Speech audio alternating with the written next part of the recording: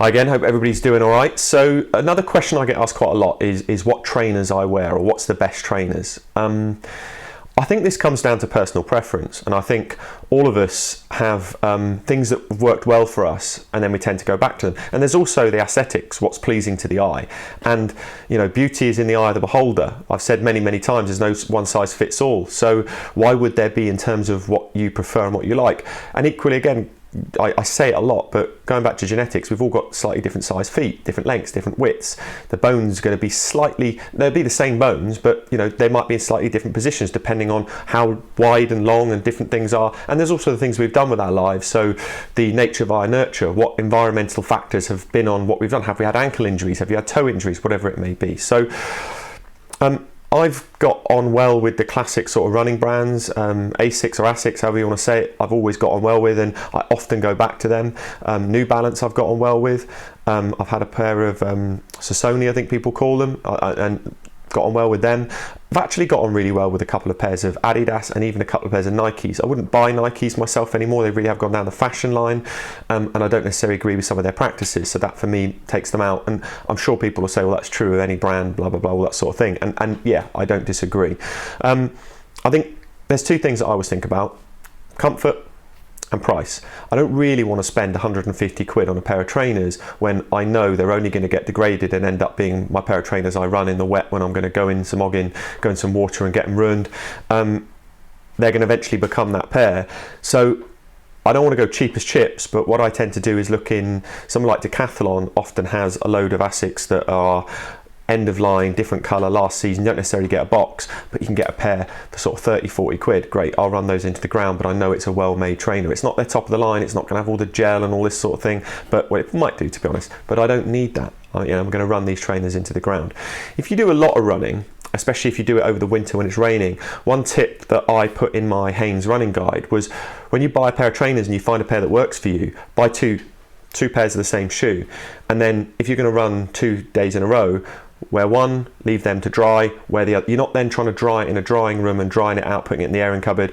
You can give it 24 plus 48 hours while you're wearing the others. It also makes both pairs last longer. So if you find a pair you really get on well with, you might want to go and buy another couple of pairs. So then, you know, you've got the pair you're wearing, so you can work them like that.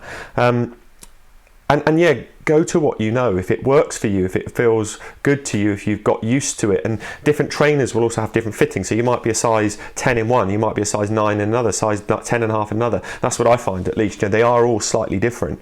Same with clothes. If you don't know this, they have fit models for clothes. So they'll get a human being that they will say, that's our size medium, and they will measure the shoulders, they'll measure the length of the arms, they'll measure, and that's what they'll make their fit model. My girlfriend Kate used to do it for a brand. So they might do that with shoes with feet as well. So the foot that they use might not suit. So some trainers might be too thin for you. Some might be too wide. So for me to say my favourite brand is, and this is what worked well for me, doesn't necessarily help you. So one of the best things you can do is go to one of these specific running shops. And sadly, because the high street's struggling, a lot of them have closed down now. You used to go and they'd put you on a treadmill and they'd look at your running gait, and then they'd say, right, it looks like your feet do different things, without going into the details, we don't need to do it, but what your feet are doing, and they say this is a trainer that will help you with that. And then you would buy them out. They are quite expensive in those running shops, but there's a reason why. It's because they do a service. These days, it's probably a bit more trial and error. You know, if you're going to go to a general sports shop on the high street, or for a lot of us, it's buying it online, which is really sad, but that's the way it is. And then free postage back if it doesn't fit quite right. I think some people even do wear it around the house for a week, see how you get on with it. Don't wear it outside and get it dirty. And if it's not right, you can send it back to us, which is obviously amazing. So try that. The last thing to say is, which links into some other videos I've done on cadence and barefoot running and heel striking, is a lot of the shoes that have the big sort of spongy stuff in the back are based on the idea that we will heel strike, which is true if you've got quite a long stride, and a low cadence. So your cadence being the number of steps you take in a minute. The less you take, the longer your stride. If you're going to take a shorter stride, so you've got quite a high cadence and you're more of a mid-foot striker, you don't necessarily need that, and then you might want to look at a more low-profile shoe. It's really important you understand, hence going to a running shop and they tell you what you are, what your feet do, what your cadence is, because You can't necessarily go for a low profile barefoot style shoe if you're a heel striker, because you might need that cushioning to protect your joints. So it also depends what sort of a runner you are. So look into that. Watch the other video I've got on midfoot striking and barefoot running, so you understand that, because you might want to work out what sort of runner you are, what your cadence is, before you then go and look for a low profile shoe, or a bit more of a, you know, some of these, well, like Asics that do like the gel, and like Nike that do the air, and people have got their own opinions on those, but it might be something that suits you a little bit better. So yeah, I can't really tell you what the best trainers are. I can tell you what I like and what I use, but you're going to have your own opinion on that, and eventually you'll find what works best for you.